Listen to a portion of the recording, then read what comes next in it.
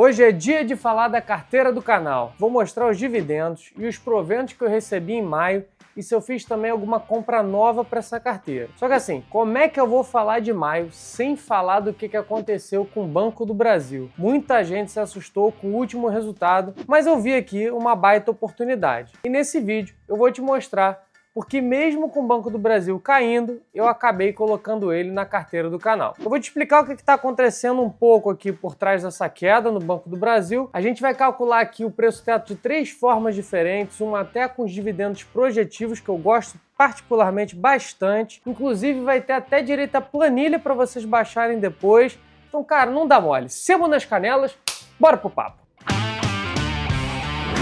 Fala, maninhos e maninhas, como é que vocês estão? Vamos logo falar do elefante que está aqui na sala, né? Quem olhou o resultado do primeiro TRI do Banco do Brasil e viu no dia seguinte as ações caindo 13%, ficou super assustado. Banco do Brasil vinha nas máximas históricas e aí vem esse resultado e joga um balde de água fria no investidor. Praticamente, se a gente for simplificar a vida aqui, ele desabou por um único motivo. O lucro veio ruim. Entende esse negócio? Cotação segue resultado. Só que presta atenção porque tudo na vida é uma questão de perspectiva. O lucro dele veio ruim. Só que o lucro dele veio 7 bilhões. Eu vou falar de novo porque tu não entendeu errado. É com B. Os caras lucraram 7 bilhões e mesmo assim gerou um alvoroço gigante no mercado. Você sabe por quê? Porque eles estavam esperando um pouco mais de 9 bilhões. Então, mesmo a empresa gerando dinheiro pra caramba, o lucro veio 20% abaixo do que o mercado estava esperando. Mas tem alguns motivos para esse negócio ter vindo abaixo e eu vou te falar aqui os dois principais na minha visão. O primeiro motivo foi o aumento da inadimplência do agronegócio. 2024 não foi fácil para o setor rural. Teve quebra de safra, problema com o clima, preço da soja que foi lá para baixo. Todo esse negócio bate direto na carteira de crédito lá do Banco do Brasil. Porque o Banco do Brasil é um dos principais bancos que financiam o setor de agro do nosso país. E aí o que acontece? Esses caras foram lá no banco, pegaram dinheiro com o Banco do Brasil para tentar investir na fazendinha deles lá. Não conseguiram o retorno que eles estavam querendo. Com isso, eles não conseguem pagar o Banco do Brasil. O Banco do Brasil é penalizado porque não consegue receber esse dinheiro de volta. Então isso impacta o resultado do banco. O outro motivo foi a bendita resolução 4966 da CVM. E aqui eu não quero ser micranhento e entrar em muito detalhe de contabilidade não, tá? Porque isso aqui é basicamente um ajuste de contabilidade. Esse negócio ele entrou, acho que em janeiro desse ano em vigor, e ele mudou um pouco como que os bancos registram as receitas que eles recebem pelos juros dos empréstimos que eles fazem. Vou tentar traduzir esse negócio que eu falei. O banco ele teve que adiantar um prejuízo no papel, mesmo que o dinheiro ainda não tenha sido perdido. O que isso quer dizer? O banco foi lá e emprestou um dinheiro para o fazendeiro Zé das Couves. Aí o Zé das Couves criou uma dívida com o banco e ele vai pagar em várias prestações. Se o Zé das Couves está como um devedor agora duvidoso, porque ele está passando por algum perrengue lá na fazendinha dele e tudo mais, mesmo que o Zé das Couves continue pagando as parcelinhas da dívida que ele tem, por ele agora ser um devedor duvidoso, o Banco do Brasil tem que considerar que as parcelas para frente o Zé das Couves não vai conseguir pagar. E por isso, o Banco do Brasil tem que deixar o valor que o Zé das Couves está devendo separadinho lá no banco, como se fosse uma despesa. Ele não pode usar esse dinheiro. Então essa grana fica parada lá. E se eu não me engano, o próprio CEO falou que o Banco do Brasil, com essa mudança toda dessa regulamentação, teve um impacto de 1 bilhão no resultado do trimestre. É muito dinheiro. Agora que a gente entendeu os principais motivos por que o lucro caiu, a pergunta que fica é: e os fundamentos do Banco do Brasil, será que eles mudaram? Para mim a resposta é não mudaram. O banco ele continua sendo uma máquina de fazer dinheiro. Tanto que mesmo com toda essa bagaça aí, todo esse negócio, o banco entregou um resultado de 7 bilhões de lucro. Isso é muita coisa. Isso dá 16% de resultado, só que ele vinha entregando 20%. Beleza, ele baixou. Mas, cara, 16% não é baixo. Outra coisa é que se a gente for ver como é que estão as notícias atuais do agro em 2025, já é um outro enredo. Dá só uma olhada nessas notícias aqui que estão falando que o PIB, já no primeiro trimestre, está sendo impulsionado somente pelo agronegócio. Então a gente já pode começar a ver uma luz no fim do túnel aqui. Claro que assim, demora para as coisas voltarem a ser como elas eram antes, mas a gente já começa a ter uma perspectiva diferente de como veio a partir lá do ano de 2024. E aí que para mim entra o pulo do gato. Enquanto muita gente se desespera com a queda, eu estou vendo uma oportunidade. Porque a cotação caiu, mas a empresa continua entregando. E é nessas horas que a gente consegue comprar ativos bons, só que com desconto. O próprio CEO também falou na apresentação que o segundo trimestre ele ainda vai vir pressionado, só que a tendência é de melhora a partir do terceiro e do quarto trimestre, ou seja, a partir do meio do ano. E aí na estratégia da carteira do canal, eu não estou comprando Banco do Brasil para o curto prazo, que é daqui a 1 mês, 2 meses, 3 meses. Eu estou comprando esse negócio para o longo prazo. Por isso, na minha estratégia, está fazendo sentido colocar Banco do Brasil dentro da carteira do canal. E eu ainda esperei um pouquinho para ver se ele ia cair mais e ele acabou caindo. Mas a gente nunca sabe qual que vai ser o fundo do poço. Ele pode cair mais ainda? Pode. E provavelmente vai continuar caindo. Ainda mais que vai ter o resultado do segundo tri, que o próprio CFO falou que pode não vir tão bom assim. Eu acredito também que não venha muito forte. Então, sei lá, pode ser que o Banco do Brasil chegue a 20? Pode ser que chegue a 20. Eu estou preparado e estou ciente de que isso pode acontecer. Se ele cair mais, eu vou analisar para saber se vale a pena ou não aumentar a minha posição. Essa é que é a metodologia que eu quero que vocês entendam. Assim, é a gente entrar nas coisas sabendo o que pode acontecer. Não é loteria. Eu entrei já sabendo que ele pode cair mais e eu já estou preparado para esse negócio. Agora, para tu sair desse vídeo com mais conhecimento do que se tu tivesse comprado um curso, bora calcular o preço teto do Banco do Brasil e para isso, vamos pro meu computador. Então bora lá, já tô com a planilha aqui aberta, depois eu vou deixar o link na descrição para vocês fazerem o download. Aqui vão ter 3 formas da gente calcular o preço teto, tá? Primeiro a gente vai fazer pela fórmula de Benjamin Graham, que ele fala aqui no livro Investidor Inteligente. Para isso a gente vai precisar de alguns indicadores, que a gente vai precisar de uns sites para poder buscar essas informações. Então vamos entrar aqui no site do... Aí você pode entrar no Investidor 10, no Status Invest. Eu vou entrar no Status Invest. Então vamos lá. Primeira coisa, vamos botar o preço. Tá R$ 23,34. Vocês vão ver depois que já tá um preço diferente do valor que eu comprei, tá? Então vamos lá, pegamos o valor da cota. Agora vamos pegar as duas variáveis que tem dentro da fórmula do Graham, que é o VPA, que é o valor patrimonial por ação, que é o quanto que seria o valor justo da empresa, e o lucro por ação, que é o quanto que a empresa consegue hoje gerar de lucro para cada uma ação que ela tem. Isso aqui não é o valor do dividendo que cai para você, é o quanto que ela gera de lucro. Ainda teria que ser multiplicado pelo payout para chegar no dividendo que cai para você, beleza?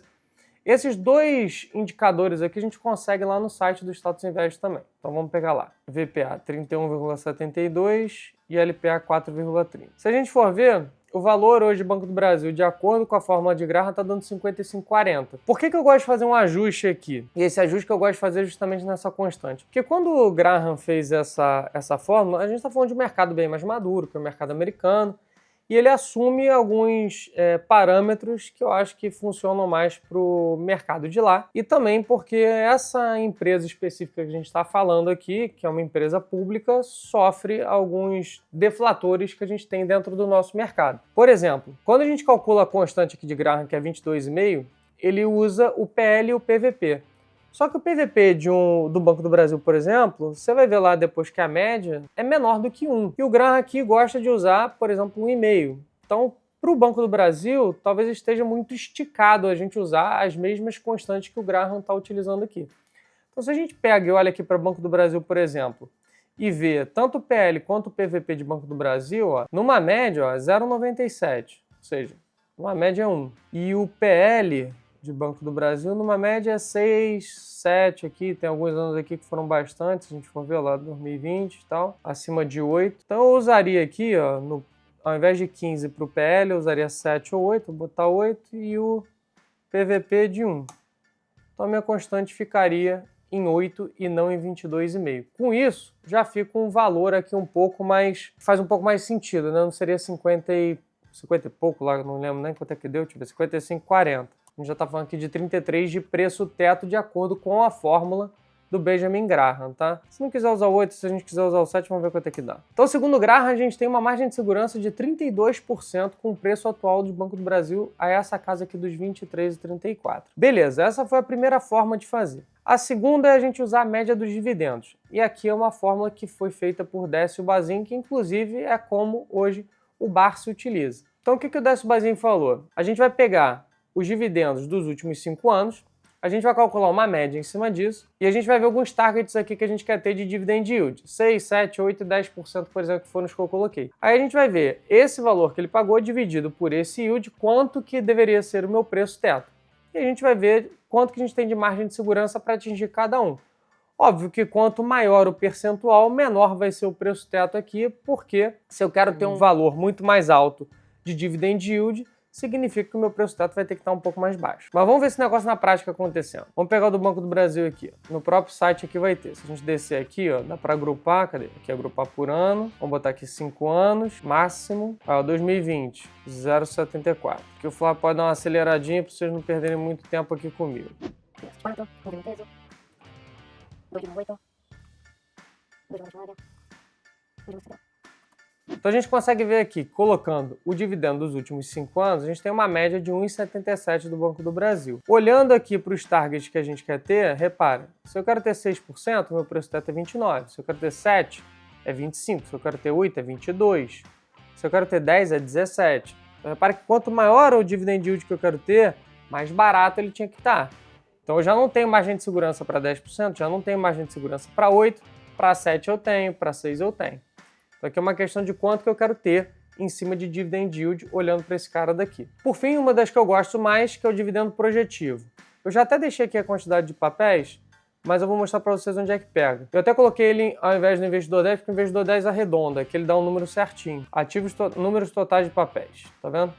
Esse número daqui é a quantidade de ações que o Banco do Brasil tem em circulação. Aí a gente pega esse cara, coloca aqui, o valor da cota já está. Como é que eu consigo o lucro projetado? Vamos entrar aqui no site do Banco do Brasil, vamos ver aqui em fatos relevantes, projeções 2025. E aqui vai ter um ponto importante. Isso aqui é de 15 de maio, ó, que foi logo depois de quando eles lançaram o resultado. Se a gente for ver, eles colocaram aqui, ó, o lucro líquido ajustado, que era de 37 a 41 bilhões, que eles estavam projetando para 2025 tudo, e eles botaram aqui, ó, em revisão. Por que eles colocaram em revisão? Porque o que eles viram no primeiro trimestre? Eles falaram assim, cara, eu consegui no primeiro trimestre 7,4. Se a gente pega esse cara daqui e multiplica por 4, né, porque a gente tem 4 trimestres em um ano, a gente vai ter próximo de 29, né, 28, 29 aqui. Ou seja, tá bem longe do 37. Aí eles estão pensando assim, pô, se eu já tô bem longe do meu limite inferior, é melhor dar uma revisada nessa bagaça. Mas eu não vou assustar os caras ainda, porque eu tô vendo que eu vou conseguir melhorar. Então, por eu não jogar muito lá para baixo agora e ser muito conservador, deixa eu dar uma olhada para poder tentar ver o que eu consigo fazer, mas esse número daqui eu vou ter que revisar. Então, eu já não vou considerar esse cara daqui. Eu vou ser o mais conservador. Eu vou olhar para o lucro que ele teve no primeiro TRI, que foi esse 7,4, que na visão do mercado e na visão do Banco do Brasil foi um lucro bem ruim. Vou multiplicar esse lucro por 4. Então vamos botar lá na planilha. Vamos voltar lá. 7,4 vezes 1.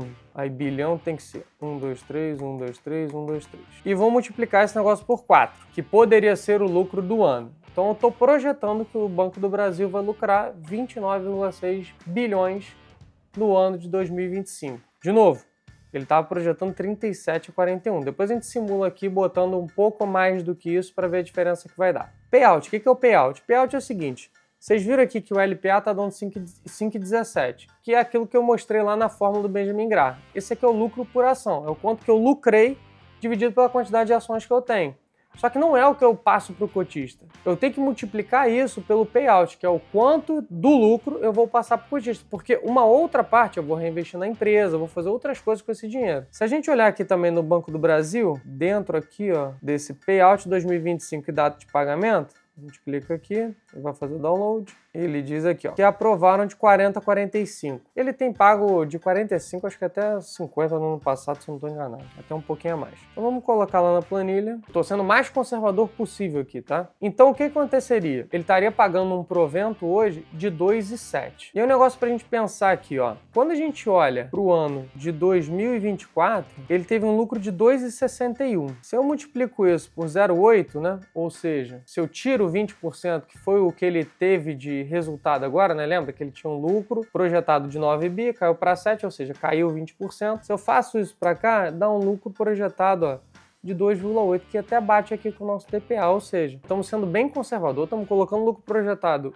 teoricamente, o pior possível, estamos usando o pior payout e estamos tendo um DPA aqui de R$ 2,07 por ação que a gente possa ter. Isso está dizendo que eu ainda posso ter 8% de dividend yield com o preço teto de 25,83, que eu teria uma margem de segurança de 11% com os valores de hoje. Qual que é o resumo aqui da ópera, quando a gente olha para os três? Na média de dividendos, aqui que eu peguei os 8%, é onde ele não está me dando aqui um sinal verde, porque ele está olhando para os 8%.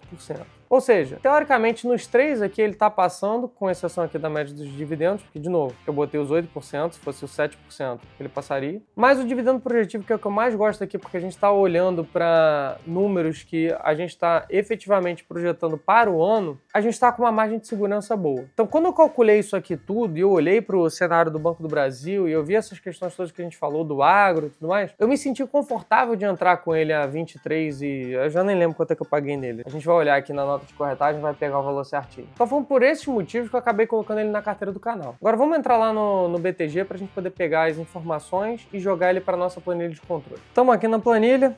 Vamos primeiro atualizar os dividendos do mês passado. E aqui vão ser basicamente os mesmos proventos dos fundos imobiliários que a gente tem na carteira. Legal. Ele tá aqui, ó, dia 29/5, BBAS3, comprei 100 a 23,72. BBAS3, 23,72, taxa zero. Parte de ações, vamos botar ela aqui. Então agora no nosso teste já vai aparecer ela aqui, ó. Patrimônio já aparece BBAS, aparece Vale. Como é que a gente está? Nossos ativos internacionais já estão rendendo quase 10%. Nossos fundos imobiliários 4,7%. E as ações estão sofrendo um pouquinho. Mas, de novo, isso aqui é o fato de a gente ter uma carteira bem balanceada para quando uma coisa cai, a outra sustenta. Em termos de dividendos, ó, já melhoramos um pouquinho frente ao mês passado. A gente ganhou 34,77.